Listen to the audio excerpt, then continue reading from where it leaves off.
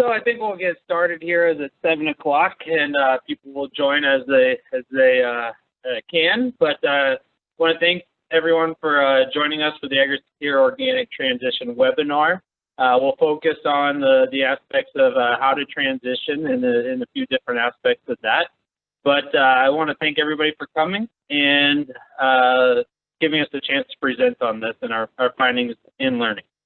My name is Bryce Irlbeck. Yeah, let's see. Doesn't want to go to the next page. 1 second here. Technical difficulties.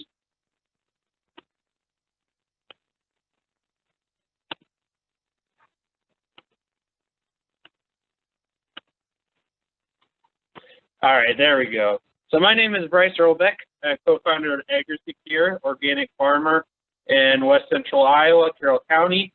Co-founded AgriSecure with a couple of other farmers and built it through all the mistakes that we made, either transitioning and or making them during organic, and being able to bring that to other farmers, the knowledge that we've gained through that process. So again, worked at Midwestern BioAg. That's where I was introduced to organic, grew up on a family farm in Western Iowa.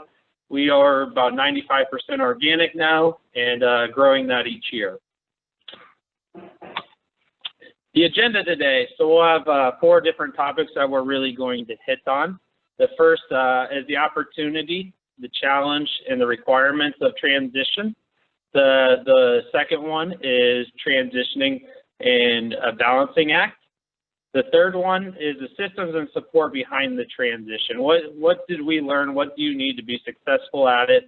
And lastly, we'll stop for questions and answers at the end of the presentation.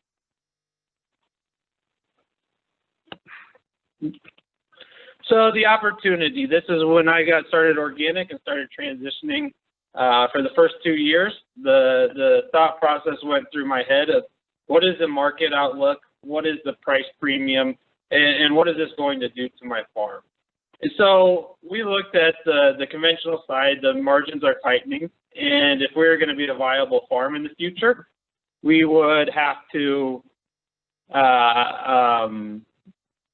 become a very, very large conventional farm to make it work. And so we looked at organic as a way to differentiate from the sizable conventional market and growing to 5,000 to 10,000 acres conventionally. And so we looked through the market outlook. In the last 10 years, the average price has been $9.50 for corn. And I believe it's in that $18 to $20 for soybeans. And so there's a significant price premium, and it's not a one-year type of situation. It has been over the long run. And while we don't know where the future is going to head, it gives us some certainty that there's going to be quite a price premium. As we know from doing this, it's pretty difficult, and it is achievable, but it takes a certain type of manager and a certain type of producer.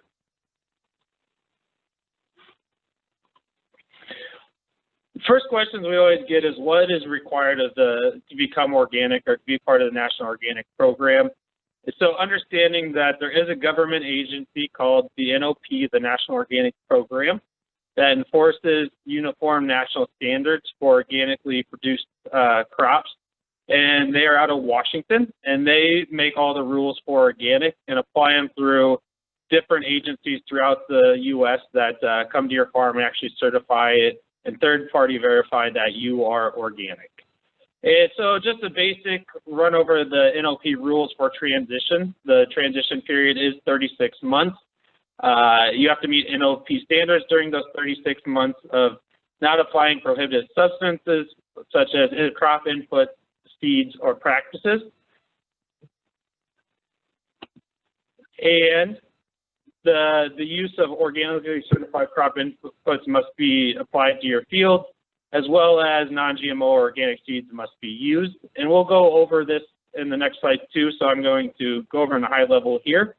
But the third bullet point is the use of appropriate crop insurance plans, the appropriate reporting to the correct agencies, and the accredited certifying agency. As this organic industry grows, we'll see more and more regulations come on around it of how to be able to navigate the certifying process. It's nothing that's going to be hindrance. It's just having a plan and being able to understand where everything needs to fall into place and to have it done correctly so we don't run into things into the future. The fourth bullet point to transition is you must record all activities such as crop inputs applied, invoices, seed tags, product labels, yields, as well as field activities and so on. So there is recording that needs to happen during transition that when you become organic, they will look at and they will go over, as well as reporting transition to the USDA through your local FSA office and through your insurance companies. It must be tagged as transition. Again, that's one thing that when we started, it was lax and not as stringent as they are becoming now. But again, as this industry matures, there's correct ways to do things and there's incorrect ways to do certain aspects of it.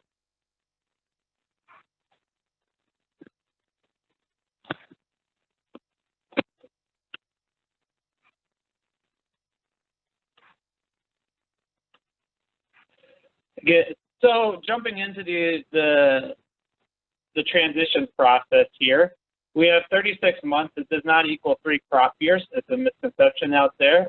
Planned correctly, it can be 2 crop years. So if we take 2019, for example, that was your last conventional crop. Most of you probably applied fungicide in July or August of 2019, and we need to record that date and have proof of that. And that is when your transition process starts. So year 2020 would be your first transition crop where you'd have to use organically approved inputs, non-GMO or organic seed, as well as keep track of all your activities. 2021 would be that second year, and same concepts apply. In 2022, we would apply for organic NOP standards. We would apply for organic certification, and we could harvest organic corn if it fell after that last prohibited substance date. So if we take August 1st as your last prohibited substance date of 2019, anything harvested after 2022, August 1st would be considered organic for NOP standards and rules. And one thing we do at AgriSecure, and we've learned through trial and error on MyFarm and many other farms that we've been associated with, is how do you think about transitioning? It's a balancing act. There's no right or wrong way to do this. It changes region to region, but there is 3 concepts that we like to think about and dive deep into when we're thinking about transition. The first is economics. What investment can I afford to make into the ground? What kind of crop rotation can I do to ensure that I have the most successful 3rd year of organic and 4th year of organic, while being able to satisfy different things such as bankers or income on that side. The second thing we think about is management. Do I have the capacity to handle new crops and techniques through transition? For example, in Iowa, especially in my county, Carroll County, I think we probably have one of the biggest hay fields in the county. People do not raise hay in our county. They do not raise wheat or peas either. And so thinking through different areas of expertise and what can I manage, if I take on 300 acres of transition alfalfa, do I have the capacity to manage that, cut it, bale it, and market it? Just things that we think about and help you along the way with is that key management aspect. And then the third part is agronomics. How do I reduce my wheat seed through transition, improve my soil health to have the best 3rd year of organic corn that I can have, to either recoup the investment that you made in that ground and to be profitable going forward. And to give you just a quick example of this on our farm in western Iowa, we transitioned through alfalfa. Economically, yes, we take a hit in the 1st year, but we planned on that. We have that documented. We understand that. And we know that that's going to be a 1st year that we're going to lose money on alfalfa establishing that. We know management-wise that we've set up to be able to handle that alfalfa, as well as set up custom work to be able to handle that alfalfa. We cannot handle all of the transition that we're doing. And so we understand the management. We couldn't go out and cut 400 acres of alfalfa. We have 3 local people that we work with. to make sure we get it done in a timely manner. And we understood that we were never going to be able to cut 400 acres of alfalfa on time in western Iowa. Agronomically, I should not have a weed that grows in that field because I'm cutting it 7 times in the next 2 years. And I should put in 50 to 100 pounds of nitrogen. So agronomically, my third year when I come into organic corn, I feel very confident after the data we've seen and the people that we've been working with that agronomically it's one of the best places I could be and be successful in that third year of organic. So again, balancing all 3 of those is key, and it's different for each farm, different regions, but thinking realistically about those 3 is very important. Again, so step 1 of this plan is the economics, building a realistic plan. And this is the most important part of the plan, because if you can't work it on, be able to work through the economics and make that successful, nothing else matters. And so thinking about the level of investment that it takes to get through transition is very, very important. Evaluating the trade-offs of different transition crops. And we'll walk through this a little bit more, and we've learned as a group kind of how farmers think about this, how farmers go about it, and we have some pointers just to get your mind thinking differently than the traditional row crop corn soybean farmer in the Midwest. The biggest thing that I've done successfully, I believe, in our operation is being able to report to my banker, have him understand the numbers, when cash flow comes in, why we're doing what we're doing. And it's taken me 5 years and build the trust of why we're doing what we're doing and that it's going to work out. So one of the big things from AgriSecure that I'm able to do is take my numbers, put them into realistic terms, and get the banker support through that. So if we look to the right here, this is one of my alfalfa fields. The first year, as you can see, we have a expense of $667. My revenue is only $450. Most people, if you go to the bank and tell a banker that's not familiar with this or has never done alfalfa, $217 loss in the first year is pretty tough to plan for. But the planning is key with at least my banker, is he understood that. And the next year, we're looking at $181 profit on alfalfa per acre. And the third year, I'm set up successfully for organic corn. It's very difficult to have poor corn coming after alfalfa in organic cropping. So again, what we do on the step 1 in economics is through AgriSecure and with our company and the style that we like to work is we like to plan through this. And so planning transitions to organic could evaluating different scenarios and looking at true numbers to be able to evaluate what makes sense to do, and not just from cropping numbers, but from risk numbers, insurance, all those types of data that come through. So AgriSecure, what we can do is we collect the data, we run it through a 5-year scenario, and this data includes potential yields, potential prices, what the cost of seed is going to be, what the total expense is, and what the net revenue comes in to be. And one of the things that makes us be able to be confident with this is we understand the data. We work with a significant amount of producers. And so while not every number is going to be the same as other producers, we know relative terms of where they should be and what's realistic. So we put that through the system, and we come up with a 3-year net income. If we look to the right there, we can see that if we project 150 bushels of organic corn through that third year of organic corn production, our break-even price is $7. And so right now, corn is trading at $8 on an organic bushel.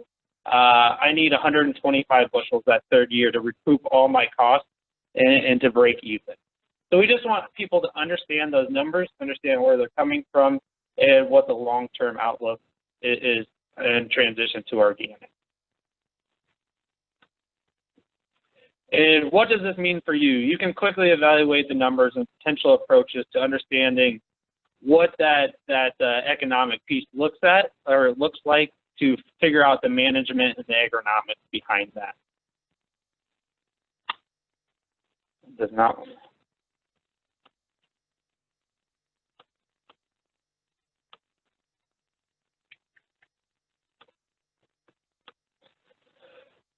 So the step 2 is the agronomics. After we got through the economics of it, step 2 is the agronomics, and it boils down to 3 main points.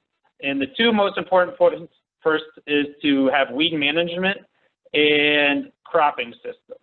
The cropping systems are going to affect your weed management, and so thinking through these cropping systems, again, it goes back to that, do I transition through corn and soybeans?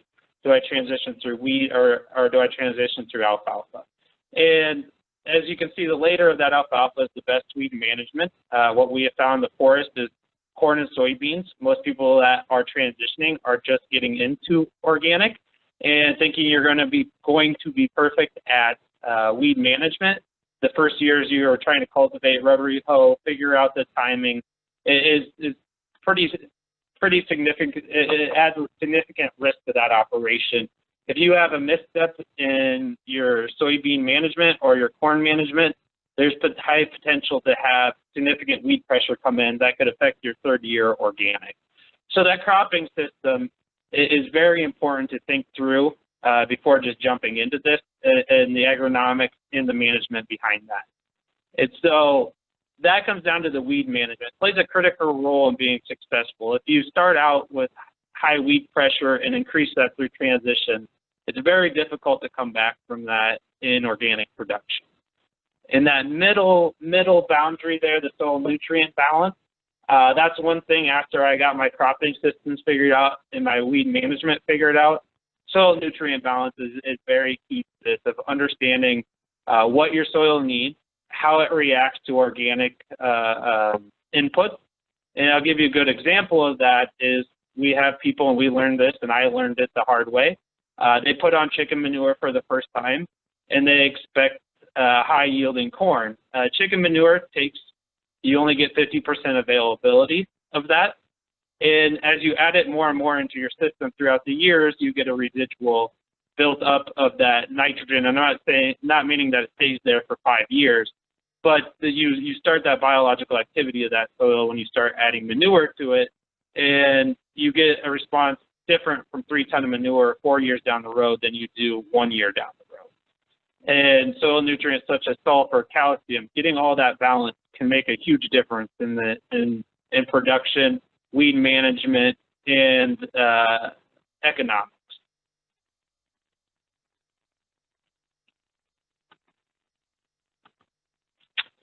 Step 3 again on this management plan that we look at AgriSecure is the planning part is one of the most critical parts, and that's what at MyFarm I've been doing for the last 3 months. Is we plan every detail out as much as we can, knowing that it's all going to change with the weather coming this spring. But if we don't have a plan to start, we don't have a direction we're heading in, we don't know how to change the plan. And so detailed planning is one of the key things to this, and the rotation plan is just part of that through transition. It's understanding that in year 3 we want to end up in organic corn. So how do I figure out the variety of crops that land me in year 3 of the best organic corn, as well as deliver the benefits of having a rotation that I can spread out my labor, spread out my workload, and utilize equipment.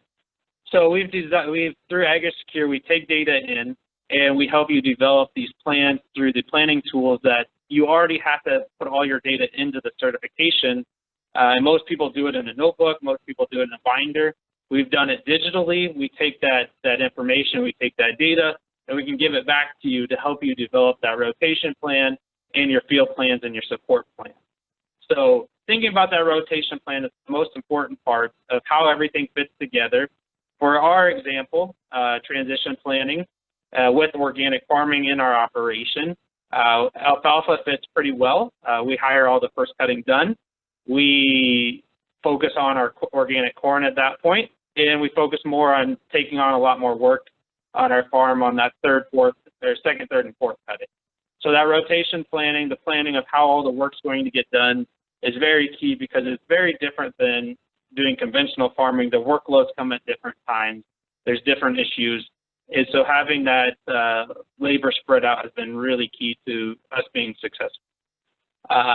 Thinking about field plans. So what we do at AgriSecure is we develop that detailed field plan and figure out the ability to execute on that. So we sit down with you, we say, all right, step one is we're going to disc the field. Step two is we're going to field cultivate the field. Step three, we are going to plant the field with this seed and this starter. Step four, we're going to rotary hoe 3 days later. Step five, we're going to rotary hoe again.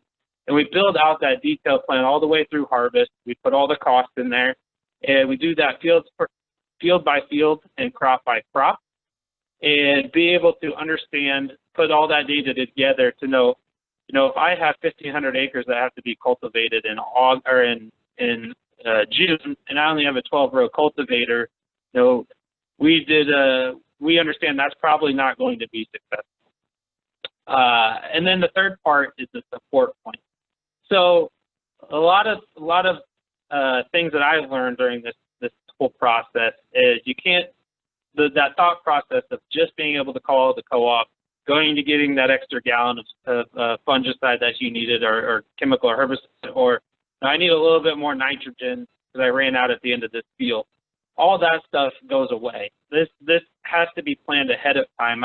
In July of this year, I have all the chicken manure set on the side of my field.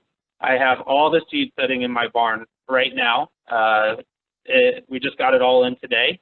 I have everything planned out and ahead of time that you don't have the luxury to do in organic as you do in conventional. It's one of the big things we see mistakes on, is not having that plan ahead of crop input, tillage, things like that sneak up and get people. So this is just one aspect to give you a glimpse of the data we look at. So when you build your field plans, that drives the entire certification process, that drives all the data process of what we're pulling out of those field plans. And again, going back to organic certification, most people put that in a notebook, and it's hundreds and hundreds of pages.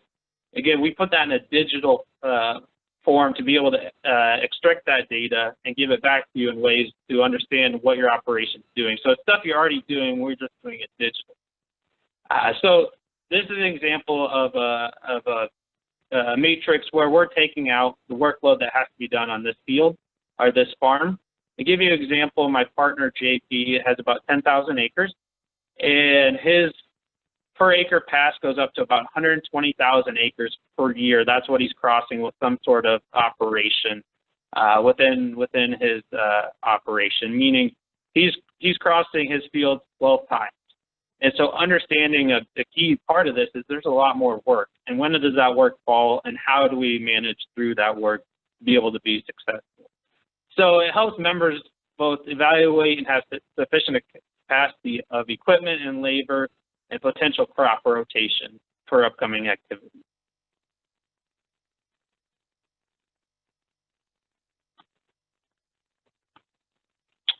And one of the things that we've found through this process, again, we've been doing this for 3 years with growers across multiple states, multiple regions, is must-have. This is one of the mistakes we see during transition, is the must-have, nice-to-have versus the nice-to-have equipment.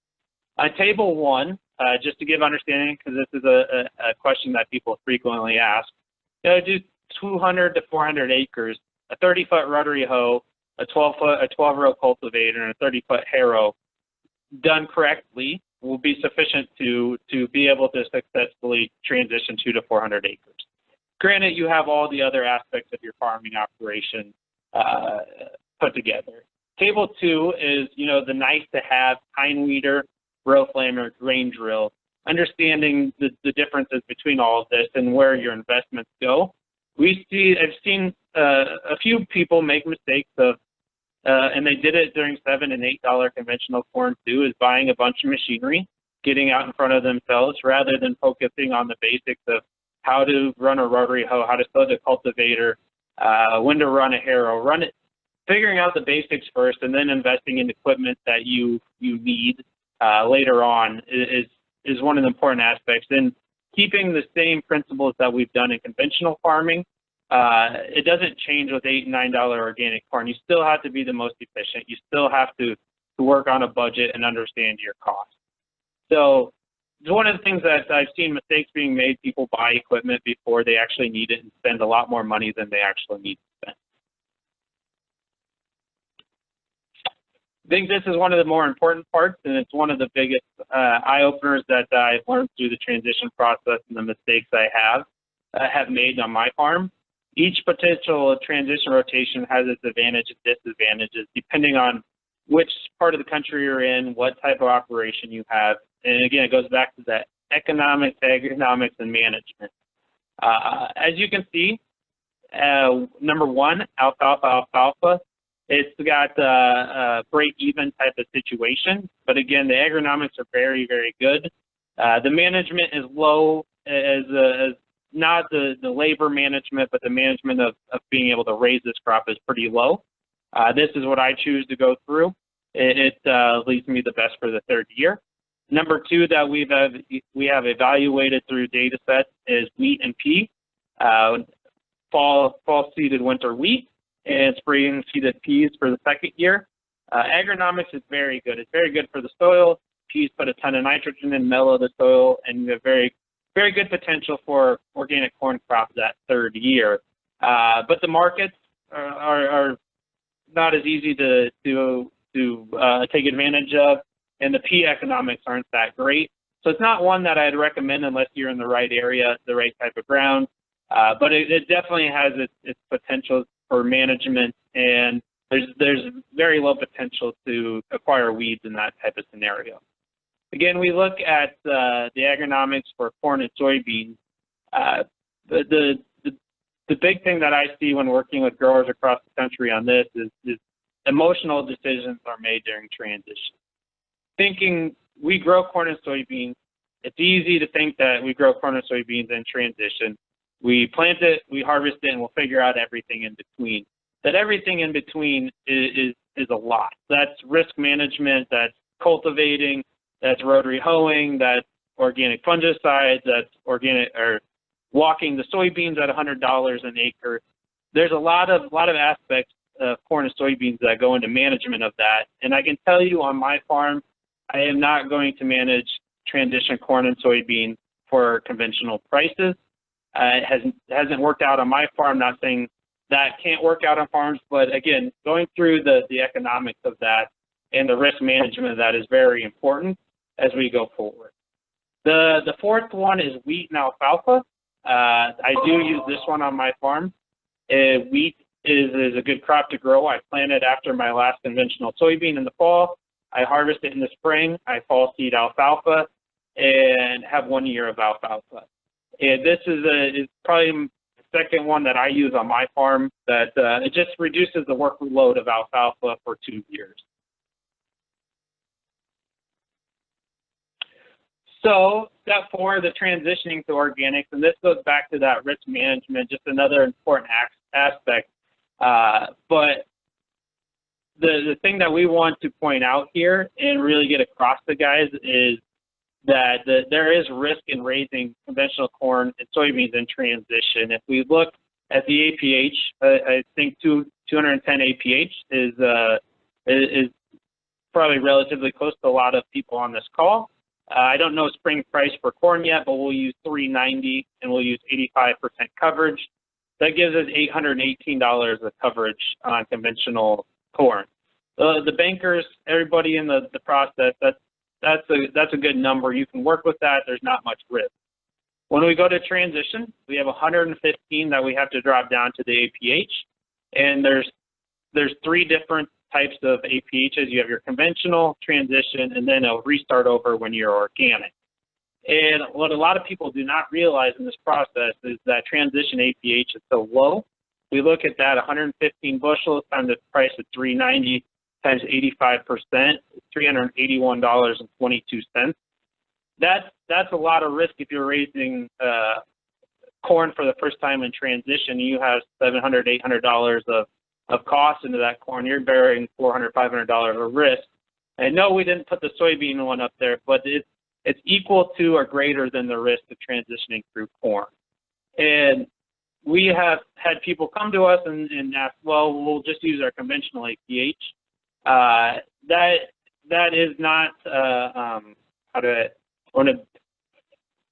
that is illegal, and it is considered fraud. And there's ways that the AIPs or insurance agents are tracking that.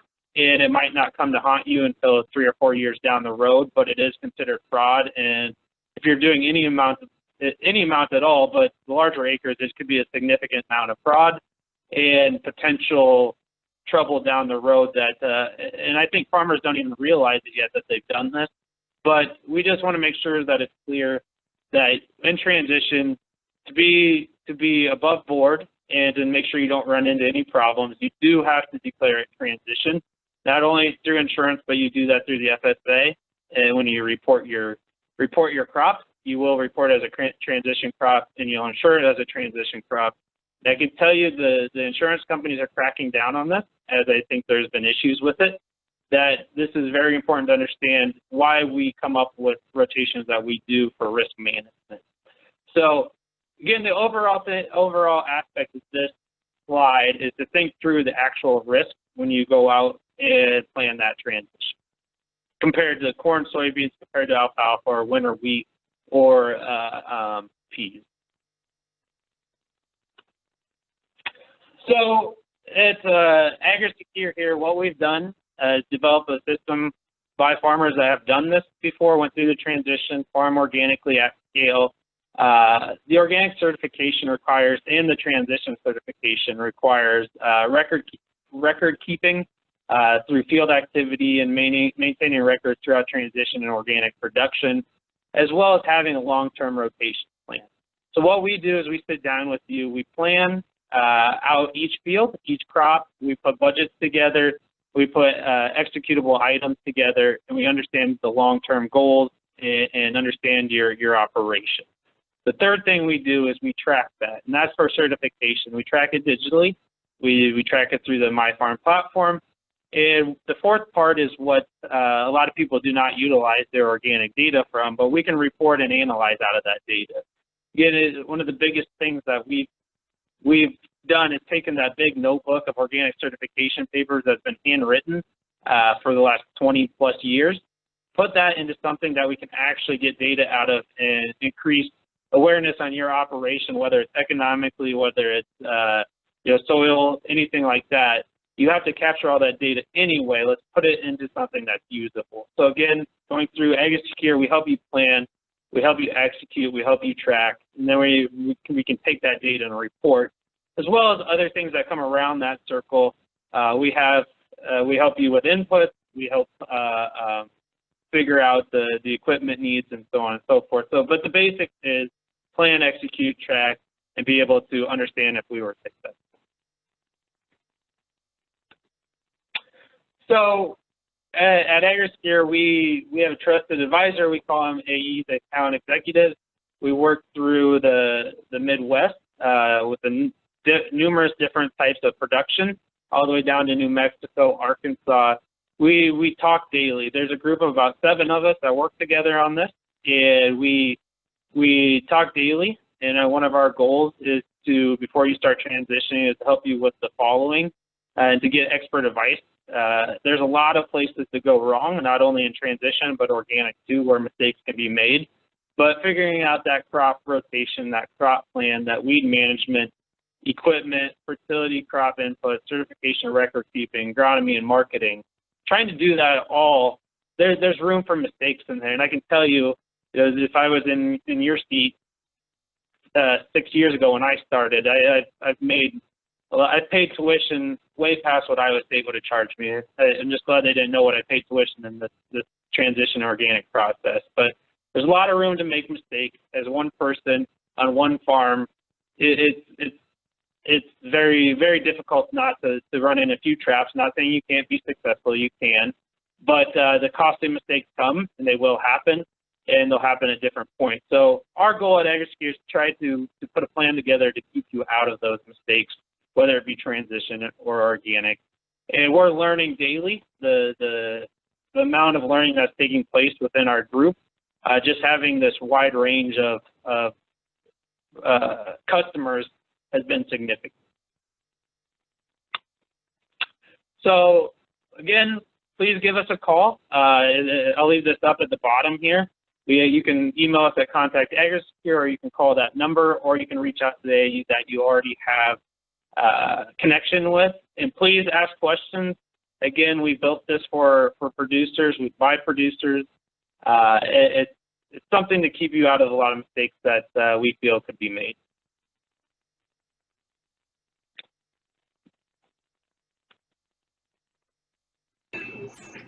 So I will and if anybody has questions, feel free to ask. I will stay on as long as it takes to walk through questions. I know we went through this fairly quickly, but anybody have a question?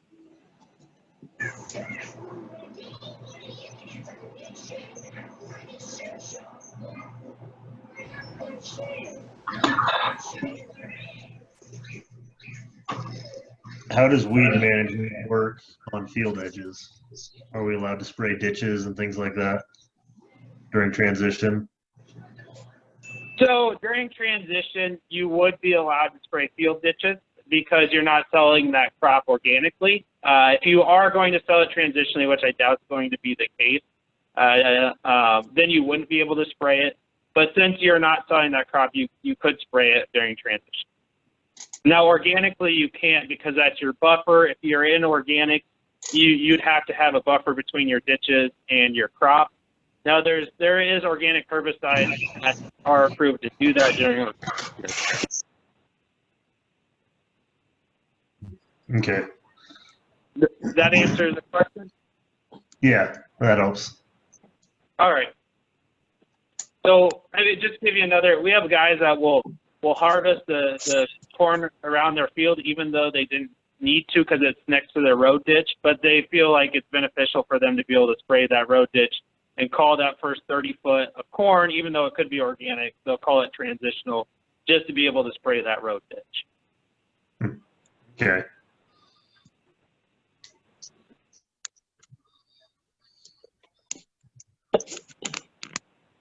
Any other questions?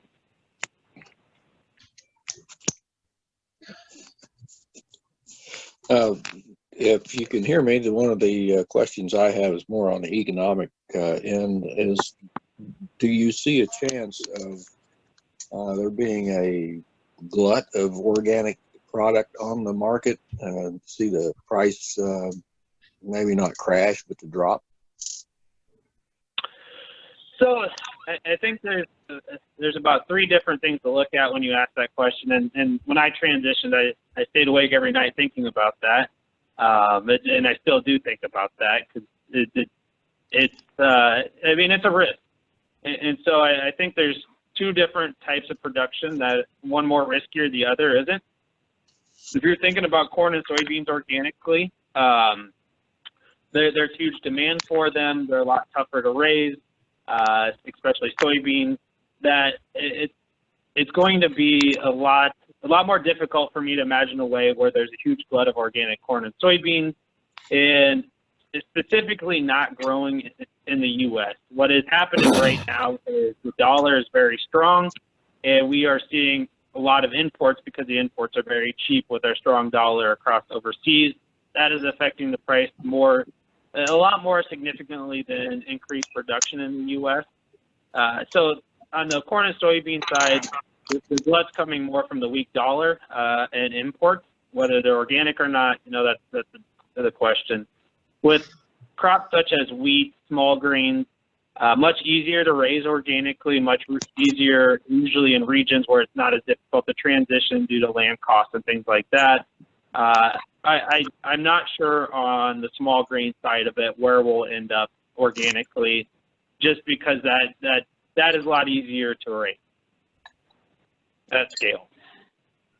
Yeah, okay, thanks. Yep. Early on, I was having some issues with my audio, so sorry if you already said this, but what is organic corn and soybean prices right now? Yeah, so organic corn is trading around that $8. And we're kind of seeing a low here as imports come in, and the economy is doing well. We think it'll hover in that $7.90 to $8.25 throughout the year, and depending on what the dollar does through the year, it may change a little bit. But we feel like we really have a solid floor in that high 7 range, because that's what it costs to get it into the country. Now, again, once the dollar raises and becomes stronger, imports become cheaper, and that falls quite a bit. Okay. What about soybeans?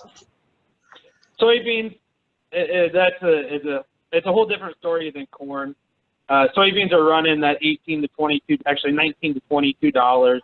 It's very hard for us at AgriSecure to see a path where there's a glut of soybeans. They're just very, very difficult to raise at any sort of scale.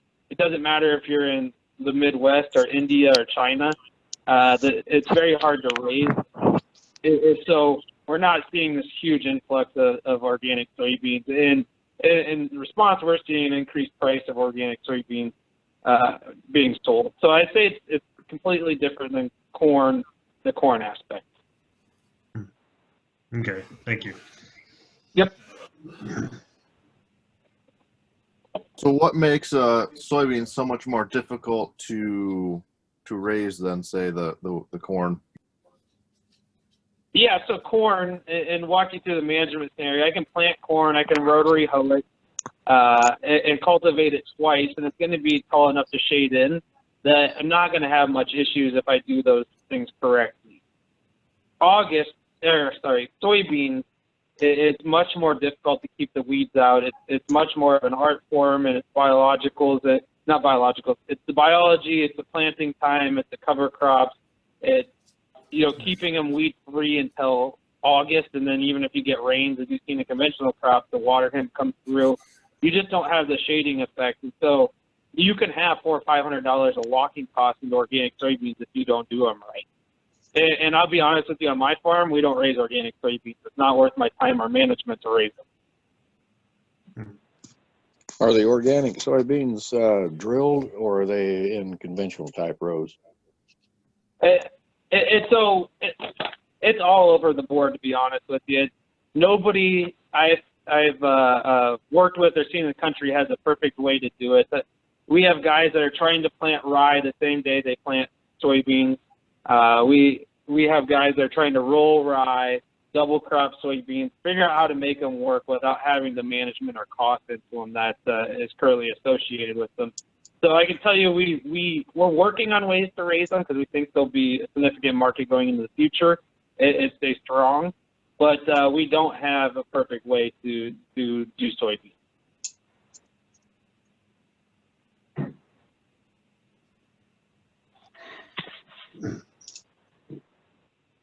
Now, you said during transition, we have to be certified as transitional acres. Is that correct? 'Cause I was under the assumption that as long as I wasn't trying to sell my transition crop of alfalfa as transitional alfalfa, that I could just go without having a transition plan and then just certify after the 36 months.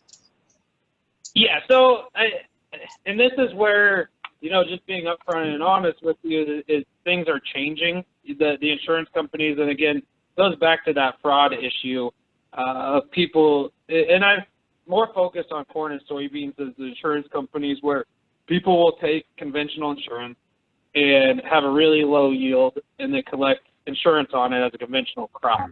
That's what they're going for. If you're going through alfalfa, the more important thing for that part of it, because you're probably not taking a conventional insurance on it, is just reporting it through the FSA and keeping track of all the records. Keeping track of what? The records, the cutting, the fertilizer, the seed tags, the seed invoices, those type of things that you have to report when you have organic certification that third year.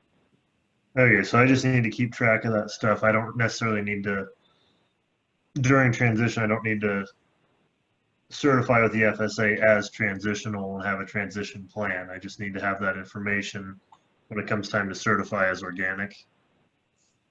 And so I would recommend certifying with the FSA. All it is putting a transition on the field when you go certify with them. So I'd recommend that. That's just an official government document.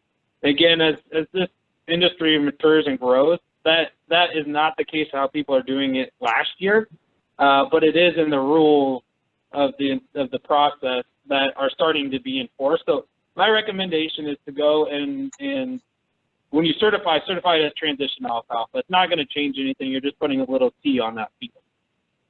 Okay, because I actually have done my first year of transition, and I didn't certify as transitional for 2019 for alfalfa. I wouldn't worry about it on alfalfa. Again, it's just a good practice to do, and to have. The real issues come when the insurance companies come out and you show up organic in 3 years and you've collected 2 years of payments on conventional, and all of a sudden you want organic insurance. Well, what happened those other 2 years? You didn't do any transition. So that's more what I wanted to warn guys about. But it's more of just a really good practice on this reporting to the FSA, and it's going to cover you if there's ever any issues. Okay, yeah, that makes sense. Yeah. Because when I first started, I didn't report it either because I didn't know there's nothing out there. We're seeing most of the AIPs, which are the approved insurance providers that are the people that bring the rules from the government, saying yes, we're going to check in on all of this year if there's any question at all. Okay.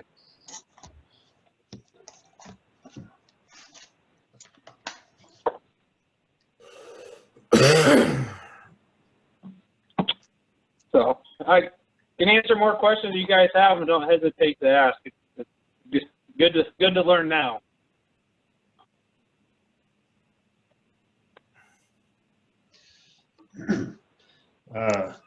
This isn't so much of a question, but I did, like I said, I transitioned my first year last year, and I actually planted oats and alfalfa in the spring together. My first cutting was oats, and then my second, the oats with a little bit of alfalfa, and the second was just alfalfa. Yep. And I felt like that really helped with the economic side because I got a lot more tons having those oat bales in there. And where are you located? Just a general region. South central Nebraska. All right. And so, again, I think there's good oat markets down there. So I do the same thing, but I combine the oats, I bale the straw, which I have my oats sold next year at $3.50. I have straw sold at over $100 a ton. Those are the things that you just to think through. I'm not saying that it's not better out there to go to bale it all, but I know the oat market down in south central Nebraska is pretty decent. Mm-hmm. Yeah, not that I was saying that was the best one, but it was a good way to consider for my area. I liked it. Yep.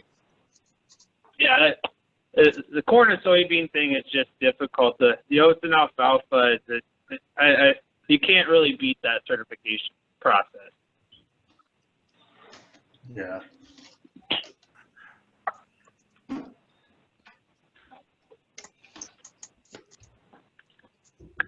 So is anybody on here organic yet?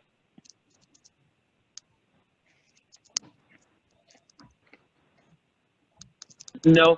Has anybody thought about what their rotation is going to be in organic? I've thought about it, but definitely don't have anything set in stone. I'm curious because I always like to learn too. What's the thought process that you guys are going, or that you're going to evaluate going forward? What type of rotation? I mean, initially I was just thinking corn and soybeans. I have some family in northwestern Nebraska that does. They have other rotations, but their primary rotation is corn, bean, just to try to get the profits up, having the 2 years of corn, but that concerned me with disease and insect pressure. So I'll give you kind of my iteration. I did soybeans my first year organic, huge disaster. Surprised I was still in it after that year. Came back, really sat down, thought about my rotation. Now we're into a corn, and then I grow peas and canola together, harvest them together, separate them. Fall seed alfalfa, 2 years of alfalfa, back to corn. And so it takes some creative thinking and looking in your region to understand what markets are available. But I've seen very few people be they're successful with a corn soybean rotation organically and not have to work their tail off and have tons of management and be very hard to do. I'm not saying it's impossible, but it's one of the harder things that I've seen doing. Mistakes happen in corn and soybean. So you do peas and canola together, like same rows, like right next to each other, and just harvest it all at once? Yep, and then I separate it at the bin and put it in 2 different bins and sell it separate. And then you said, so 1 year of alfalfa after that, and then corn again after that. I'll fall seed alfalfa and do 2 years of alfalfa. And what we've gotten into is we wrap everything, do it in silage bales, and sell it to not an organic dairy, conventional dairy. But my alfalfa is almost more profitable than my organic corn. Oh, wow. That's taken 5 to 6 years to develop and think through and develop that relationship in that market. And so that's just coming to fruition. I've seen enough organic that alfalfa's just got to be a part of the rotation.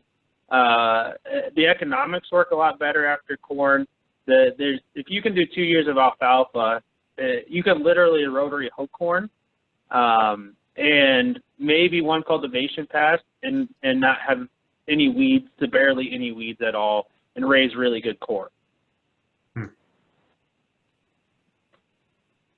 I have one individual I work with that does 3 years of corn, or 4 years of alfalfa, 1 year of corn, and all he does is till up his alfalfa and rotary hoe his corn after he plants it. And he does 180, 200 bushel corn.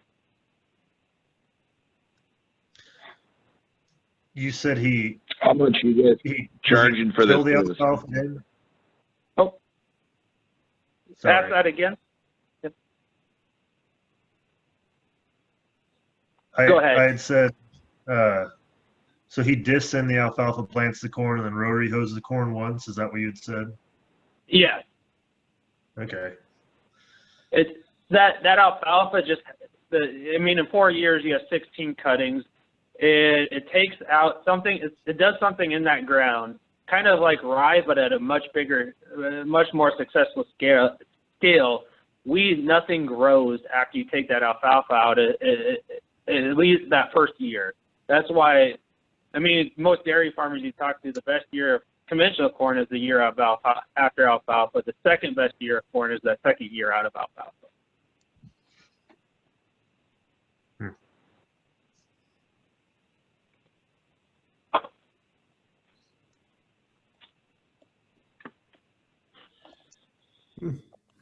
How much are you guys charging for this service? Yeah, we do.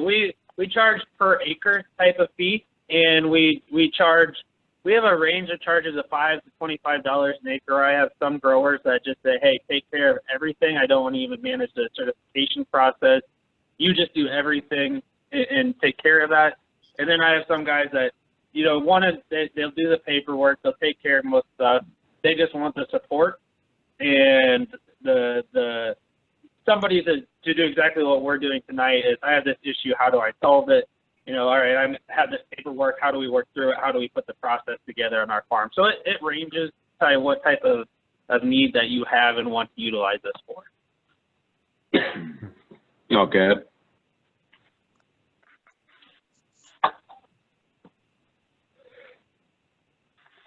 So yeah, it's something where we sit down. What we see a lot is guys pick the higher one getting started, and then drop down to a much lower one once they get the process and system going of how to do this. What about integration of cover crops? Is there many people doing that for weed suppression or things like that, or does that just get too difficult with the tillage passes? I would say probably 90% of the field that we manage are cover crop each year with something. And the cover crops with weed suppression are tremendous. A bushel of oats in a rotation right before corn does tremendous things for weed control. It sucks up all that available nitrogen in the top 1 inch. And you're planting that corn 1.5 to 2 inches, maybe a little bit more, that you don't see that early grass come on when you have that cover crop. in my rotation, I can't say that we use cover crops per se, but we just have such a diversity of crops, and when we plant stuff that our soil is never bare, we just don't have an opportunity to utilize cover crops. In my conventional rotation, because I still have some conventionally, we do a 10 species mixed cover crop after our rye that we grow for seed.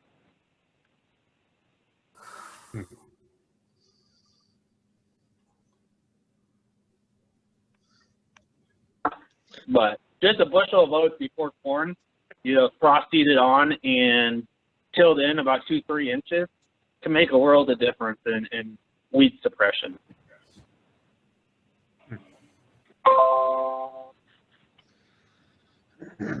I know you mentioned chicken litter. Are there any other products that you use commonly for fertilizer or nutrients? Yeah, and the overarching kind of aspect that I like to tell guys is we can find anything in organic that you can find in conventional in one form or another, except liquid or anhydrous type of 32%. That's the only thing we can't find. On my farm, our basic goal of doing this organic was to stop giving our money off the farm and start retaining it on the farm. So just to give you be full disclosure, I'm not a minimalist, but I don't want to go spray fungicide over everything. But there's organic fungicide, there's an organic insecticide. The three things I use is manure, calcium, sulfur, and seed. And everything else is a prescription-based type of thing that we're scouting, understanding. I will use fungicide if I see a need for it. But there's starters, there's lime, there's all your micronutrients, liquid or dry. Trying to think of anything else. There's stuff you can put in your bin to keep insects out. Any other things I'm missing that you guys wonder if you could use, or there's a form out there?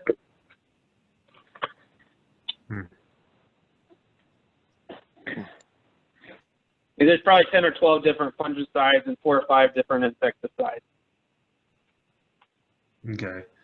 Yeah, I was more wondering on the nutrient side. Like, I know there's a lot of dry products that are available and things, but I've heard like manure and like fish guts and biologicals and all sorts of different things that are out there, and I didn't know how much of that you've found useful on your farm and others, or how much of it was kind of snake oil stuff, or what's worth the money. And yeah, again, just I can get kind of negative on this. My whole philosophy is keep money on the farm, and I haven't found very many products that give a return that is satisfying for what we want to see. I think in conventional, a lot of the products you spend $10 or you spend $9.99 to get $10 back. And I think that follows in organic. Not saying there isn't products that aren't useful or don't work. I always start on the basis of let's try it on 5 acres and prove it out first, and then we'll move it to the whole farm. But as far as like chicken manure, the basics on manure are I always try to use chicken manure first. I have hog barns on a lot of our farms, but I'll truck chicken manure in before I want to use hog manure. Chicken manure, the nitrogen base in chicken manure is much more stable, so it's a slow release throughout the year. Hog manure is very good, nothing wrong with it, but you have a really high nitrogen load up front that's available in the spring, and what does nitrogen do? It stimulates weeds. So you just have to manage it a little bit differently, be more proactive than chicken manure that slowly releases throughout the year. Cattle manure I stay away from as much as I possibly can. Weed seed, the nutrient balance of cattle manure is just not it's not the correct for organic, because you're going to end up over applying P and K to get enough nitrogen to raise a crop. And so I stay away from that. Composted manure I do like and will utilize. It kills weed seed. It brings those balances more into to what I want to see for my crop growth. okay. And this is organic chicken manure then? This is coming from organic chicken producers, or is this just kind of conventional? I'm not familiar with these products at all. So. Yep, it's conventional chicken manure. The manure does not have to be organic. It just can't be treated. So when you go get manure and transition to organic, there's a form you have to fill out that just says this is not treated, and the person that's selling it to you with an invoice is certifying that it's not treated. Oh, okay. Yep.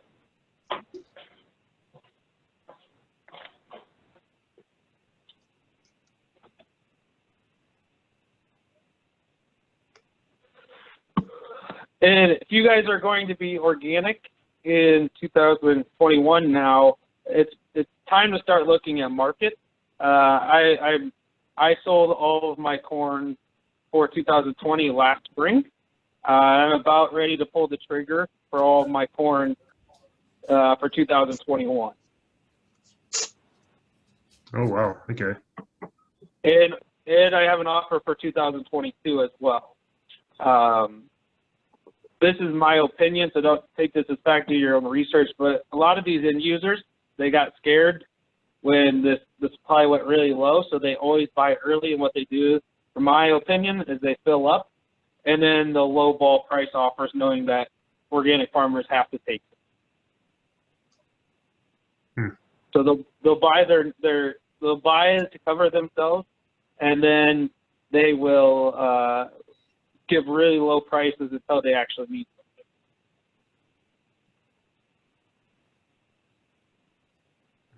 And you guys offer marketing as part of your services? Yes. Yep. So we have a person that will work with you one-on-one. They will search out the market. They will let you. They will provide you with the data to make a decision. So, for example, my first year of organic corn, I sold it at like $8.25, and the market was $10. I just didn't know. I could have shipped it next to 30 miles for $1.75. Again, I was just out of college, young farmer, made that mistake. That was probably $30,000 mistake. That market's changed that dramatically, just understanding where it's going and what's out there.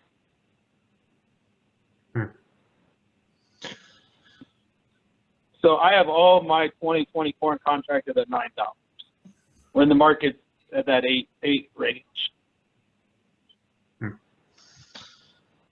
Is there any handy place to go to look at what the markets are? Like, because I get a daily text for the conventional corn markets on my phone to know kind of what average price is, what market's doing, but I have no idea what's going on the organic side. Yeah, there is not a place out there that gives you updates. I can tell you we're trying to do that. We're not by any means have that down like the conventional market. We understand different regions and different markets. We're not on a daily basis. I'd say more on a weekly to bi-weekly basis. We can keep track of all that stuff. But there is no place where you could go and look and say, all right, Western Iowa corn's $8, and Southern Missouri it's $9.50. You'd have to call around to all the end users to get that. Okay.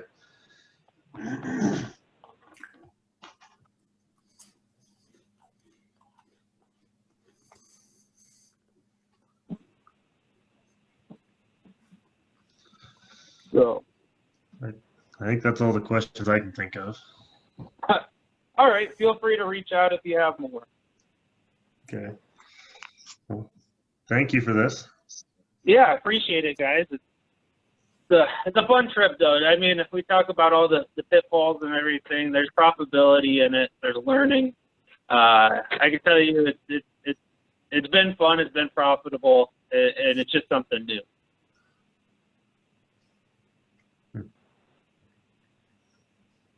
So you guys have a good night, and feel free to reach out to me at any time. All right. Thank you. Appreciate it. Thank you.